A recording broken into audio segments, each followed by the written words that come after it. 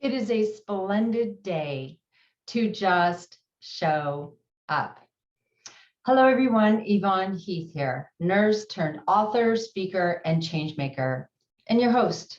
Welcome to Navigating Grief with Heart and Humor, where we talk about plan and prepare for grief, transitions, and end of life, long before they arrive and diffuse the fear. Well, most often we are having these conversations after we have been through something traumatic, a crisis, a loss, and we were very ill prepared. Why? Because that is what we have normalized in our society. We do not think ahead. We do not talk about plan and prepare before grief arrives.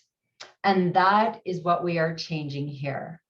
And so I honor you for taking this time and invite you to just take a couple of deep breaths and just land here and forget about everything else going on in your life right now. Just take this time for you and set that intention. What do I need to hear today? And you know, your wisdom is inside, and much of what I am sharing is just nudging that or nudging you to hear it. So I always like to just place my feet on the ground, flat on the ground, well, on the floor, and take 2 deep breaths.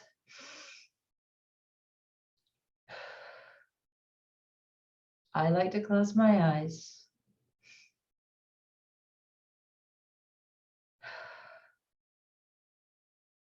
And just arrive and be fully present. I am fully present here for you, and I hope that you are fully present here for yourself. A lot of these conversations are challenging for people. Of course they are. We have not normalized these conversations, as I mentioned. And so the more, think about it, the more we practice things, the more we learn about. Say you want to be a great volleyball player, like my son Tanner. What do? You practice, practice, practice. Make a mistake, do it wrong, practice again, have a coach, you learn, you observe. And these are the things that we can do in our lives so that we can live well, grieve well, and die well. Yes, it's true. We would we'd much rather to avoid grief and to avoid death.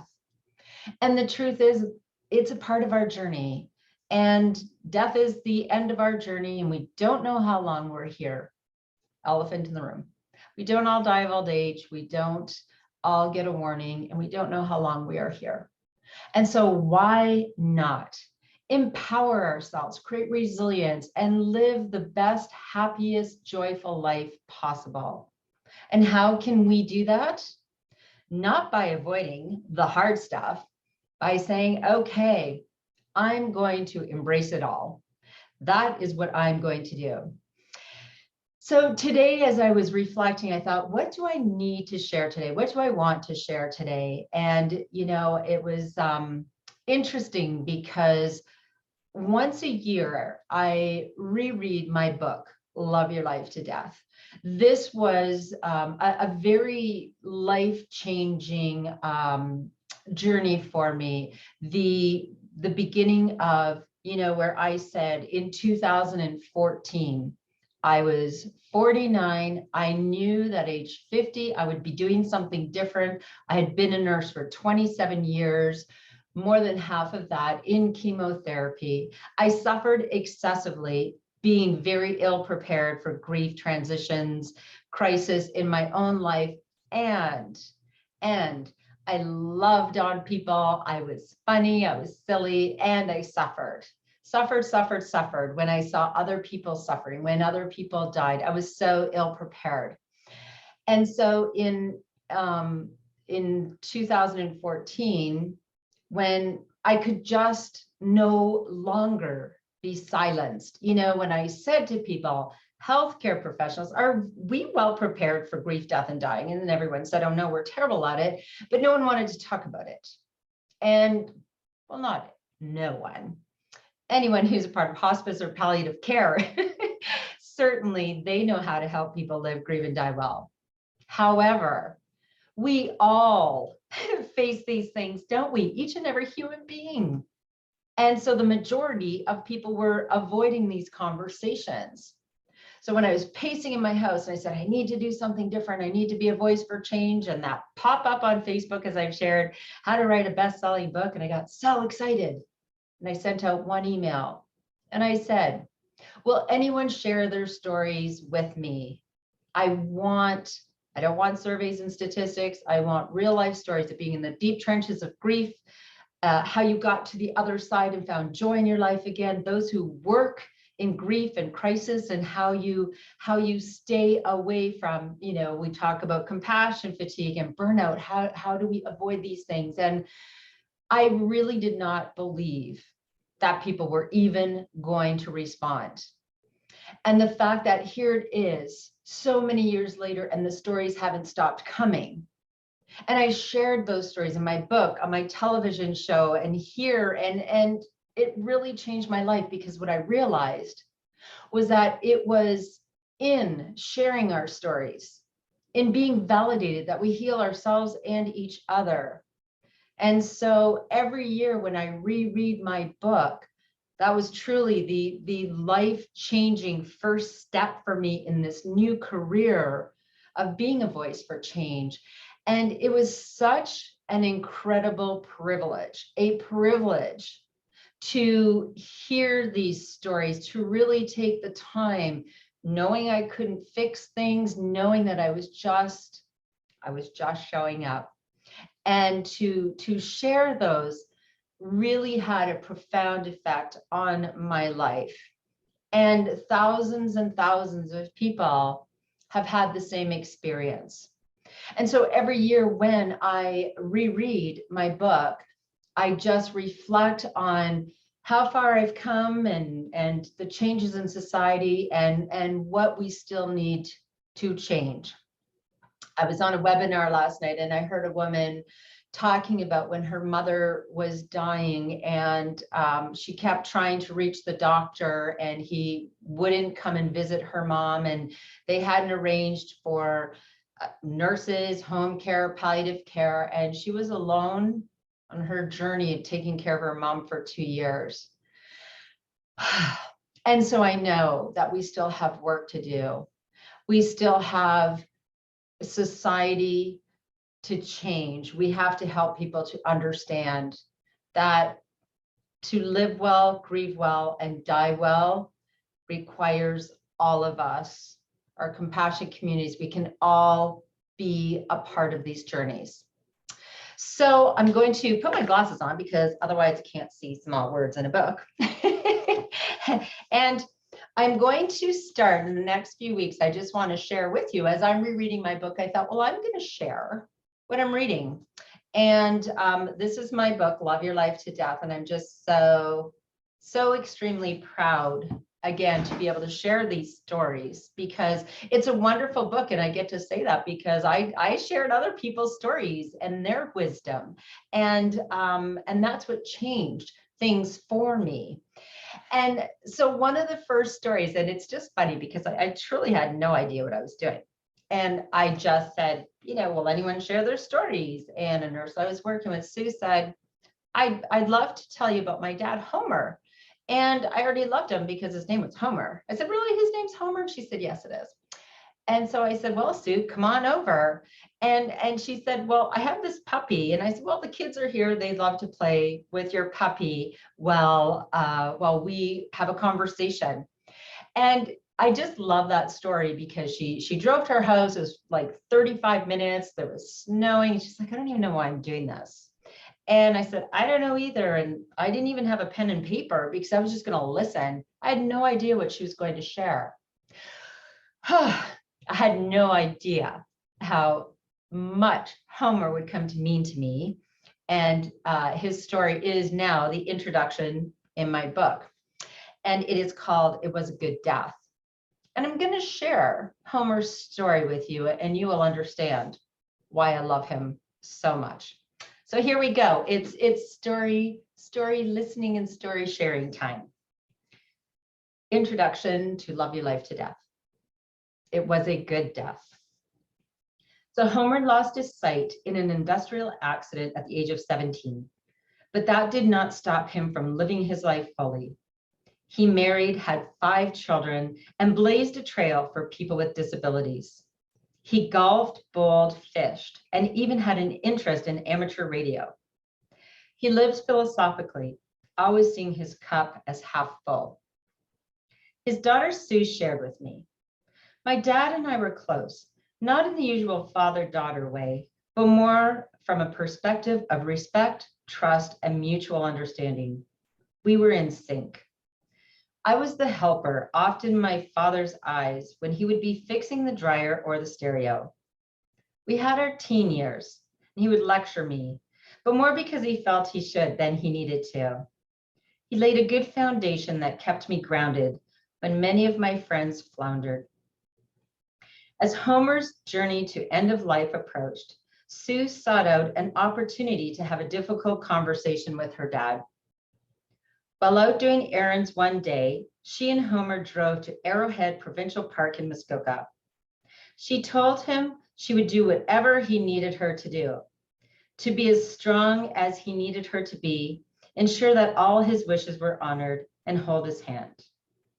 But then she added that she was truly sad and would miss him, their talks and his wisdom. And in this moment, she just wanted him to hold her and to be his little girl for a few minutes. I have to pause, and I'm laughing at myself because I am getting choked up.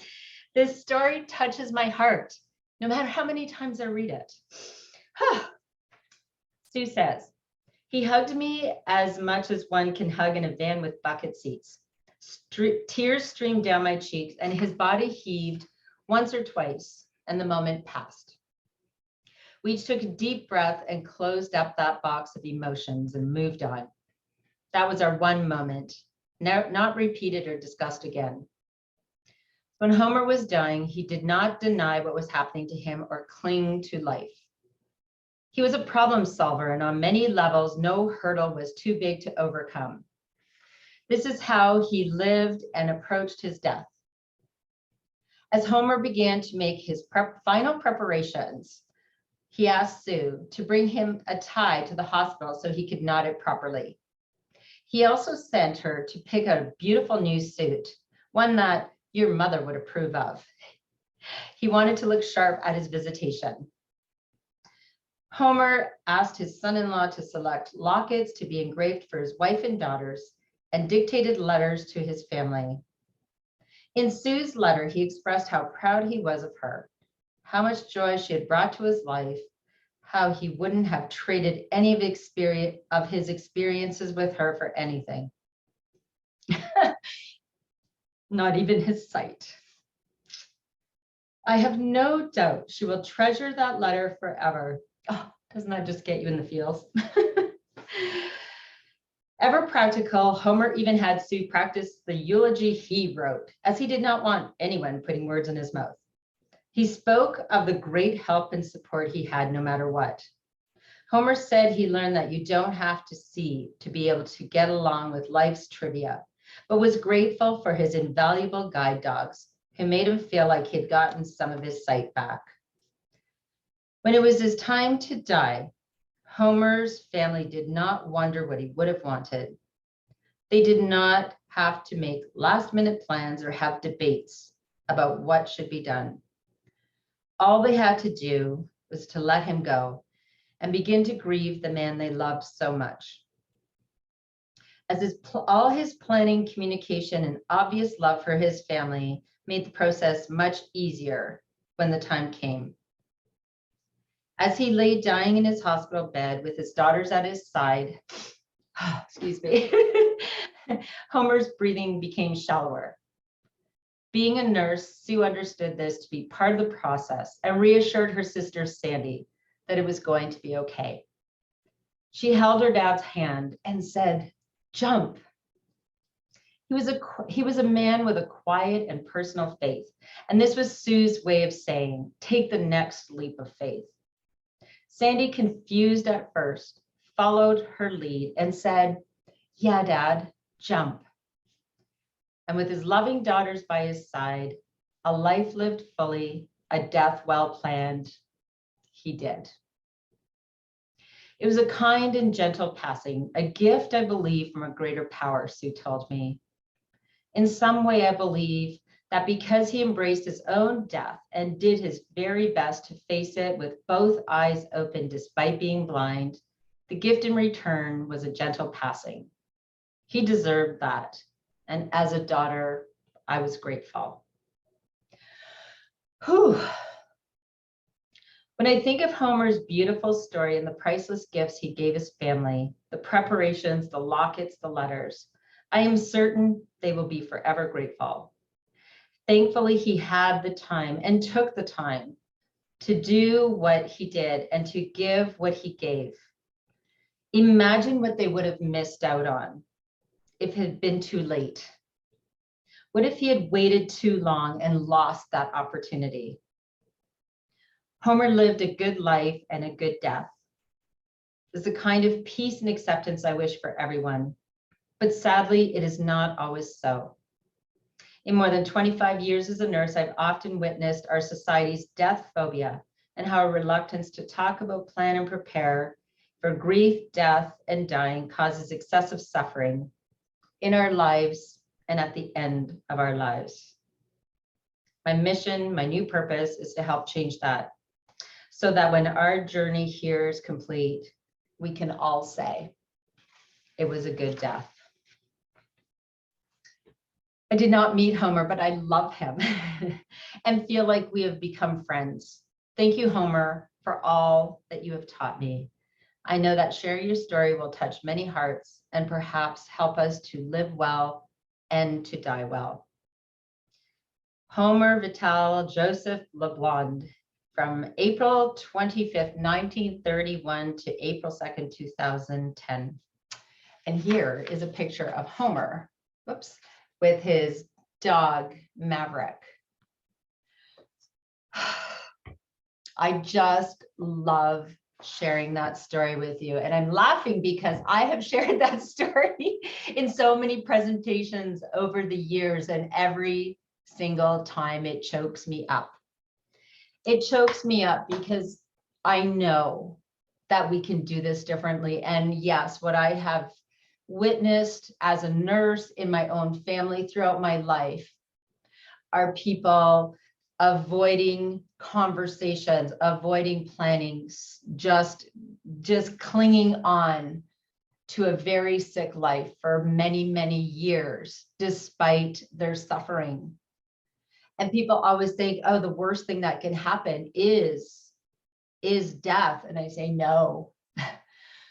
The worst thing that can happen is suffering and living a life that you no longer feel is worth living. And I can tell you without a single hesitation that I have witnessed this, and I know this in my heart and soul because people have told me over and over and over again in the chemotherapy clinic, I don't want to have another chemotherapy treatment. I just want to go home and be with my dogs. I don't want this surgery. I don't want to be in the intensive care. And literally, I would beg people, I would say, please, please, please, please share this with your family. Let them know, let your doctor know that you are ready for comfort. You're ready to be home and drink what you feel like drinking and eat what you feel like eating. No more tubes and IVs and machines. And people would say, no, they're not ready for me to give up. What we need to get to is sometimes it isn't giving up. It is just accepting what is and making the most of what's left of our physical life here on earth. You know, if we could change the fight the good fight, no matter what, cling to life, don't give up, don't give up. Perhaps the conversations that we can be brave enough to have are, is your life right now a quality of life that is worth living for you? And when we talk about care, what are your goals of care? What is important to you right now? And the truth is, how can we start this? We start with ourselves. We must start with ourselves. What do you believe about life and death? Do you have tremendous fear about death and the dying process? What is that? Let's have those raw, real conversations so that we can truly just show up for one another in life, in grief, and at the end of life, and be present in the journey, not as someone just to say, rah, rah, rah, don't give up no matter what, but as someone that can be a witness, as someone who can create space. I am here for you. And when you tell me that you no longer wish to be in the hospital, that you no longer wish to have this IV, this whatever, I'm going to be okay with this, because it's not about me. This is about you, and I'm going to miss you. And I don't want you to die. Imagine being able to have those conversations. I don't want you to die. I wish things were different. So I don't have that choice. And we don't have the choice at this time. So what I'm going to choose is to be present and to honor your wishes as much as I possibly can, to be by your side, even though I feel heartbroken. You know, the whole, let's be strong for one another. No, let's grieve together and have real conversations. I don't want to die. Well, I don't want you to die. I wish that wasn't what we were facing, but we are. So what can we do to create a good death? Homer's story honestly touched my heart and soul. And like I said, the only thing that I would change is that Homer started making these plans at the end of his life. And what he did for his family, extraordinary. Engraved lockets, wrote letters that they will cherish forever, and picked his own suit. He wrote his own eulogy. I love it. This man could see more than most of us, even though he actually was blind. He lived, my goodness, he lived life to the fullest and then created a good death. And so what I would love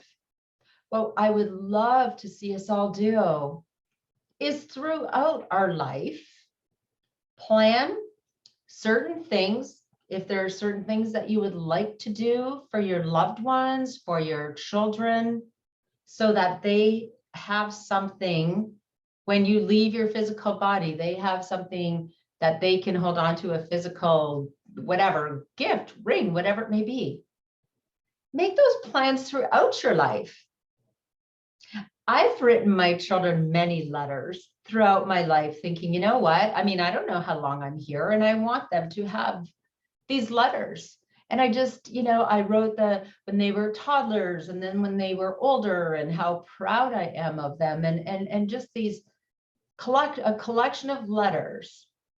And I think of, certain family heirlooms that I have, and I think, geez, I want to make sure that the kids know why I want to give this to Tyler, why Jaden should have this, why Tanner should have that. I've already started all of that, because at the end of my life, I think I just might want to just be and let everyone love me. I don't want to start cracking codes and sorting things out.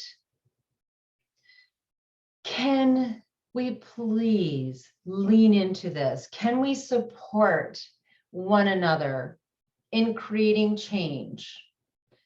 And it starts with you. Think of Homer. Think of Homer, who, no matter what challenges he had in life, he didn't let those things stop him. When it was the end of his life, he said, no more treatment. It's time to plan. We can do this differently. And now along the way, I also want you to be so gentle and patient with yourself. And please bring heart and humor in along the way. See, when I'm chatting about this and it's all serious, I'm looking at all my toys here and my elephant in the room, because we can bring joy along the way. We can bring heart and humor along the way. It's already serious enough. It's already serious enough. And if you have people in your life who are ill or who are in the dying process, or you feel like, oh my goodness, we really have to make these plans. Again, awkward conversation coming up. That's how I started. But if you can start that conversation, that awkward conversation with, guess what? I've done this planning in my own life so that everyone can just get to grieving when I die. And I'm really asking everyone to do the same. It is a gift. It is a gift for each and every one of us so that we can love and support each other in life, in grief, and at the end of life. And the good news is that you do not have to do this alone. I will always just show up for you in so many ways. I love that I have my show, this opportunity to have these conversations and then to chat after the 30 minutes. How extraordinary, what a wonderful opportunity, because I'm always learning as well. None of this is easy for me, trust me, that's why I'm doing it. None of this is easy. Of course it's not easy. However, we can do it without the excessive suffering that we create by avoiding. So you are always welcome to go to my website, loveyourlifetodeath.com. My program, Get Ready for Grief, I feel is an essential resource for everyone, because I also shared all kinds of resources and videos, and it is just, there's a wealth of information in there, and I'm so proud of it. And of course, loveyourlifetodeath.com, and you can get my book, which is also an ebook, an audio book. And I love that I have all of these different ways to share this information, because everyone learns differently, right? And the thing that we need to remember more than anything is that we need to just show up for one another. We need to just show up for one another, just show up for ourselves first, and just show up for each other. And with this bracelet, the I Just Showed Up bracelet and movement, which is teaching people how to just show up for themselves and others so they are empowered and resilient when grief arrives. Very intentionally, the bracelet says, I just showed up, right? It doesn't, I'm not telling you, oh, you should just show up. Yes, you should. And I just showed up. I am leading by example, because that is the greatest way that we can teach one another how to live, grieve, and die well. So thank you. Thank you for spending this time with me. I love you. I am sending you love. I know these conversations are challenging, and so I truly honor you for being here. My call to action is always, if you want to live life to the fullest, learn to grieve and support one another, and be able to have the talk, starts with you. Plan your life, plan your death, and then just love your life to death. And always bring your own tambourine to the party. Thank you so much. Join me for the next episode. I'm going to keep sharing wisdom from my book and all the people whose stories I shared, and everything that they shared with me is life-changing. Have a wonderful week, and we'll see you next time. Thanks. Bye for now.